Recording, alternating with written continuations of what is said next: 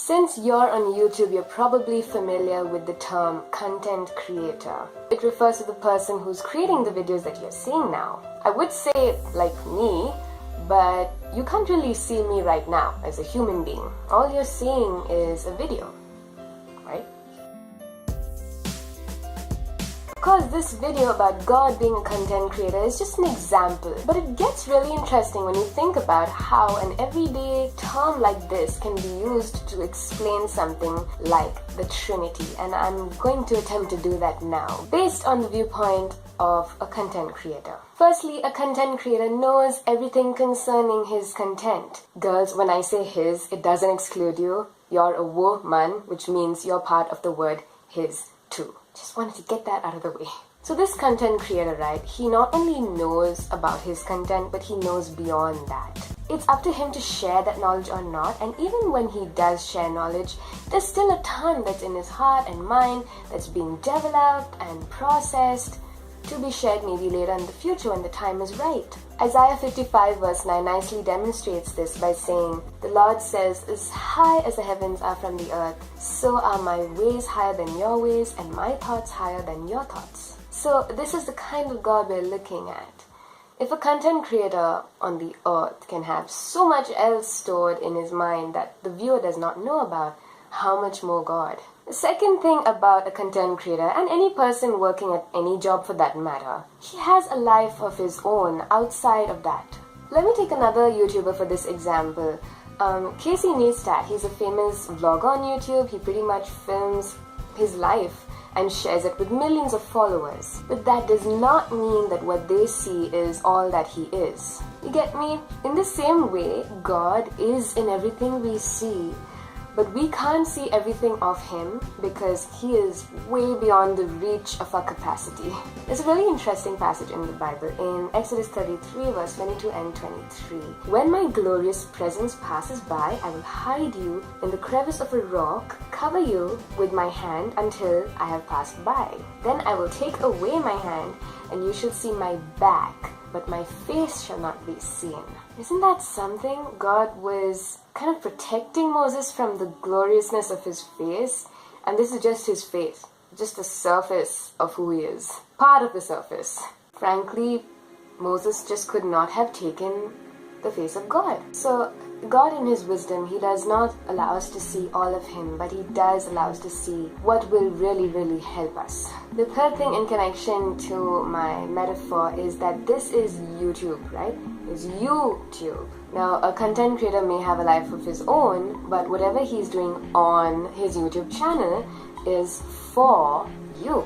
It doesn't make any sense if he's not directing his content towards you, because then you wouldn't see, and then his videos would just not be watched. If you think God does not care for you, then just look at this verse. John 3:16. You've probably heard it, but listen carefully. "For God so loved the world that he gave his one and only begotten Son, that whoever believed in him shall not perish but have everlasting life."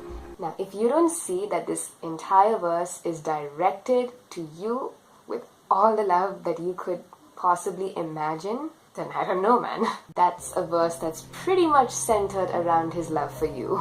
Now, I don't know what God does apart from taking care of us or loving us. Is he babysitting stars or making new galaxies? I don't know. But what I do know is that our entire existence is based off what he has done, is doing, and will do for us. And that's really a lot of attention and love that we don't deserve, but God just chooses to do that anyway. The fourth and last thing I want to talk about God as a content creator is that he has the final say. Now, a lot of things can influence this creator, but in the end, he makes the final call. And of course, as we saw in the previous point, it is for your benefit. And I want to talk about a very fascinating passage in Genesis 18, which is about Abraham kind of negotiating with God. I can't think of a better word for it. Shall I hide from Abraham what I'm about to do? Because he had already chosen Abraham by this time to be a great blessing to many nations from his children, and that he would direct his children in the Lord's ways. So he talks to Abraham about this place called Sodom and Gomorrah, and he says that the cry of their sin has become so great that he is going to visit that place and check it out for himself. And now Abraham knew some people there because he had relatives there, so he starts negotiating with God. He says to the Lord, "Will you sweep away the righteous with the wicked?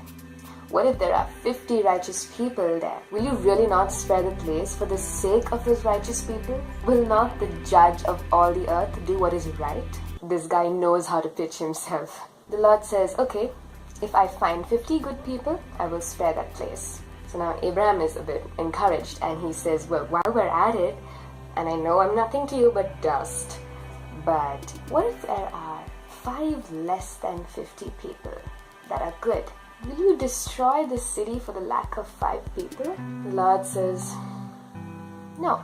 And then I'm not going to go on reading because if you can imagine, and you have to go and read this passage yourself to see the guts of Abraham, but they go on like this till they reach the number 10. I bet that if Abraham had continued like this, he could have gone right up to the number 1, because if you're bargaining for something that is 50 rupees and you can bring it down to 10 rupees, you might as well ask for it for free. But he probably thought he had tried out his luck and he stopped right there. Unfortunately, the Lord did not find even 10 righteous people, because in a little while there was a great fire raining down on that place. Righteous people watching, if you're wondering why there's so much evil around you that's going unpunished, maybe you're one of those 10 people who's saving your entire city.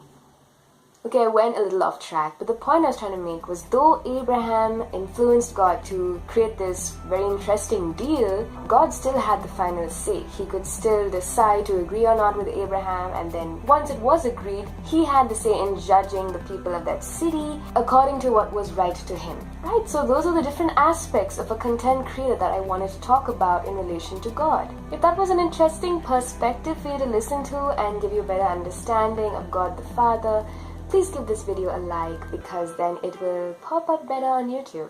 The next 2 Serious Sundays videos will be talking about the other persons of the Trinity, so stay tuned for that. This is Bian Damaris on Serious Sundays, signing off. And I'll see you tomorrow on Miraculous Mondays. Bye-bye.